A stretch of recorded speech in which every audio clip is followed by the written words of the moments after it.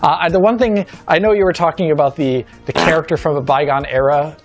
I do think the character model was actually like very distracting in not a good way. Stellar Blade destroys other PlayStation exclusives on PC. Hey, look everybody, I'm doing my impersonation of Stellar Blade changing her nano outfit. Very nice. Oh, I say. Is this what they mean by transitioning?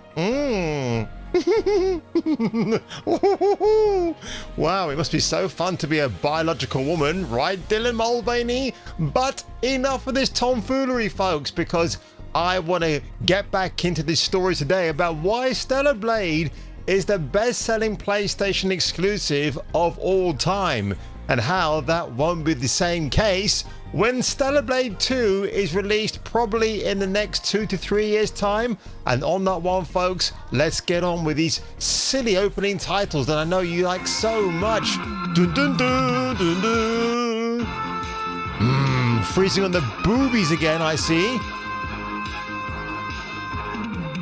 Dun dun dun dun. Oh yeah, and here we go, ladies and gentlemen. You know you want to see this story. Stellar Blade is the best PlayStation exclusive launch IP in history, to quote Shakespeare's sister back in the day, for PC. Now there's a bit of seething and coping, not from Insider Gaming. Beautiful picture here of Miss Eve. She looks great with the naughty socks, the knee-high socks, and the denim skirt, and a very tasteful jumper, if that's what you want to call a sweater, right? So every new update on Stellar Blade seems to suggest that the game has defied all expectations. But that wasn't the case for Alex Battaglia from Digital Foundry, which I'll recap for you towards the end of this video, because it is pretty funny why I do bring that point up again. Now it's understood that Stellar Blade has beaten out, rather than beating off, Ghost of Tsushima, which, you know, is a great game, but the lead they chose to play, Jin Sakai, is a very progressive actor. So again, it's not like the good old days when you had a very great voice actor like Troy Baker before he went super progressive. Nolan North never will be progressive, and Richard McGonigal. Basically, most of the cast of the Uncharted games, those guys didn't have any kind of politics. But obviously, you know, you get infested by the Mind Hive woke cult, whatever you want to call it. It just infuses everything with the wrong think, doesn't it? So yeah, it managed to beat out Marvel's Spider-Man and others to be the best-selling PlayStation exclusive on PlayStation, or on PC, I should say. I'm getting distracted by Eve here because, let's face it, folks, she really is a distracting sight. Stellar Blade news has been coming thick and fast recently. Thick is actually the incorrect spelling. It should be remove the K and put another C in its place. A Stellar Blade sequel is confirmed to be in development, and the bombshell, they're not talking about Eve here, is that well, Stellar Blade is going multi-platform, which is awesome. I think that's a great decision there, because again, you release a game. I don't know why Sony actually wanted Stellar Blade to be only for their platform. It's a really bizarre. I think the only reason was because Shift Up didn't have anyone to get it out there, and because PlayStation is so massively big, just like my head right now in this screen. Oh, thank you very much. That's the reason why that it did that. So the original game was a success on launch and continues to escalate in terms of popularity and sales. Shift Up has revealed a new graphic showing this to be the case, and hopefully we'll see that graphic in a minute. Stellar Blade destroys other PlayStation exclusives on PC, which again, if you know anything about Sony's attempt to join the PC master race, hasn't been very successful.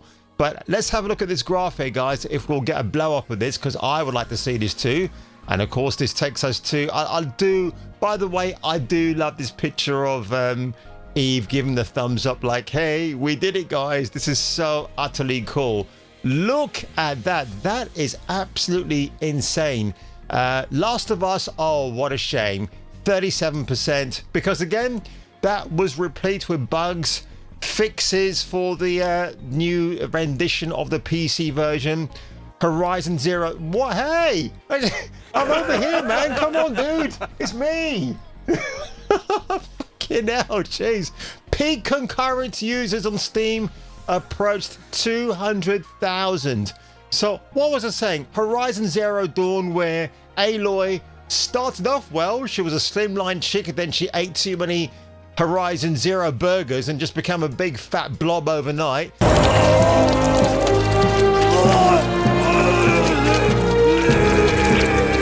Spider-Man, well, the less said about that, the better. God of War. Do you know what? I'm just going to let you know what? Let Alexa do the talking now. Just imagine I'm the worst ventriloquist you've ever seen. And then we've got God of War, don't care about that. Then Ghost of Tsushima in second place with 77,000. And look at that. Peak concurrent users on Steam. We know that already. Stellar Blade, 192,000, which is absolutely insane beyond belief. As a Stellar Blade crossover with Silent Hill F was teased, and owners have new content to play, including 3 new epilogues.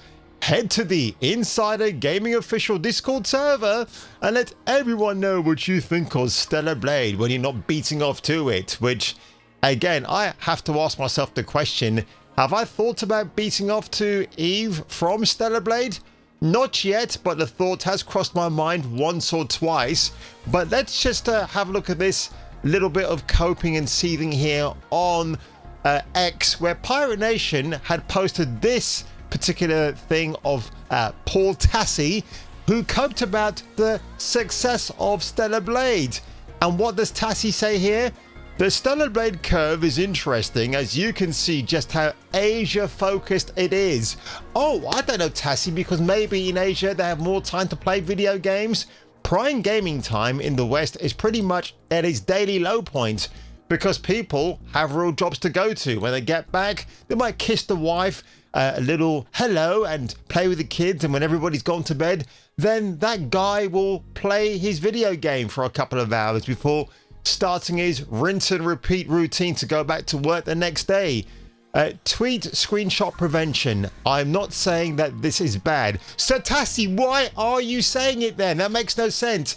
If you're making that interesting opening paragraph and then you go, by the way, I wasn't saying it was a bad thing. You clearly are my man. Just cope with the success there.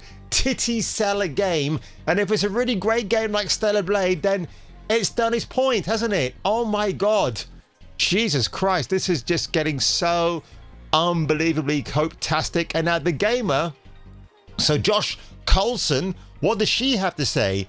As has been the case with the most modern day PlayStation exclusives, Stellar Blade launched on PS5 first and then found its way to PC at a later date. However, despite the same strategy, Stellar Blade has found a bigger, shall we be very careful with our word, following on PC than the other single-player PlayStation exclusives that have come before it. Well, the thing is, with the PC version, you can actually mod the crap out of it. You've got like nudie type of models, various mods you can use, and Shift Up love it actually, which is great. So if you want to do that, then by all means, go ahead. I think it's actually great. Eve Redux gives the protagonist a full facial overhaul, somehow making her even cuter, if that's possible. But what Josh Coulson says here, Stellar Blade Studio Shift Up shared a graphic, thanks Genki, because we couldn't do it ourselves here at The Gamer, confirming its game is the best-selling PlayStation exclusive launch IP in history, while the attached chart doesn't confirm how many copies Stellar Blade has sold in 5 months since it was ported to PC. But that's not important, is it, Josh? Remember when AC Shadows said we've got 3 million people playing this game, which equates to 3 million people bought the game, which obviously is not the case. They're trying to do that spin here again in a different way, but they do acknowledge the 192,000 concurrent player peak to where other PlayStation ports have topped out on Steam. But then again, if people are playing it on Steam, they've bought the game, haven't they? That's the difference. And so you might want to equate what the actual data of people who have bought that particular Steam title is. So yeah, I know where Coulson is coming from on that one, as opposed to Philip Coulson from the Avengers. But honestly, it's just a little bit of a sieve and coke there. And it's like, you can't allow people to enjoy something, especially when it's considered problematic, you know, a bit goonerific. Something I'm going to say here as well, folks, is that remember when Digital Foundry were doing this reaction to a PlayStation showcase, and Project Eve, as it was known as then, as opposed to Project Heretic Prophet, the Galactic Anus that we don't really care about, from Neil Druckmann and Naughty Dog. And that's going to be on my thumbnail, by the way. Alec Battaglia said, well, it was a bit of an outdated game. It focused too much on Eve's assets. And of course, what was so funny that Richie and John were disagreeing with their favorite Game Boy on Digital Foundry. And I think really their initial reaction garnered the game more attention when you think about it, because by that point nobody really was giving it much attention, and then all of a sudden everything just skyrocketed. Everything just went to a whole new intergalactic proportions of attention on the game. So Shift Up, while they kind of knew they had a hit on their hands potentially at the time, all this unfounded attention, all the shall we say, the people just losing their minds at jiggle physics and everything else, just did them more favors. Now, I think with the sequel, yes, it's going to be bigger, it's going to be better, it's going to be thicker in terms of Eve's assets. Going multi-platform should make it even more of a mega seller. And there isn't going to be a metric to say, well, it was a PlayStation exclusive and it's going to stay on there. So I think, yeah, because again, Shift Up I think the actual CEO Shift Up knows one of the guys at Sony PlayStation, so it makes sense that they would have done it that way. I completely understand. But now, you know, people who were saying, oh, it's a very sexist game, it's based on dull physics and all that nonsense, and yet the same critics are now acknowledging, yeah, you know, this is a really good game actually, but they could probably tone down Eve's over-sexualized design. It's not over-sexualized, it's just very, very sexy. I don't think these people actually know what sexualized and sexy actually mean. And you know what? Boobs sell the day, don't they? The people will go and play a video game if it's got an attractive female character in a really great setting and great game mechanics. And then what else is there to talk about, folks? But anyway, on that one, if you were me and if I were you, I'm going to break this camera in a minute. I will catch you catching me for the return of the next video. Because like with the camera angles chosen, it just felt like this game seems like a game that came out in like 002 in terms of its, you know, like character design. It's like a bit old and not flattering, I don't think, for a modern audience. In comparison to something like Forspoken, which has, you know, I mean, yes, it has a much more realistic looking character designs. That once you go, you know, neck down, there's a lot of issues on yes, display. that's the problem. Yeah, that's the problem.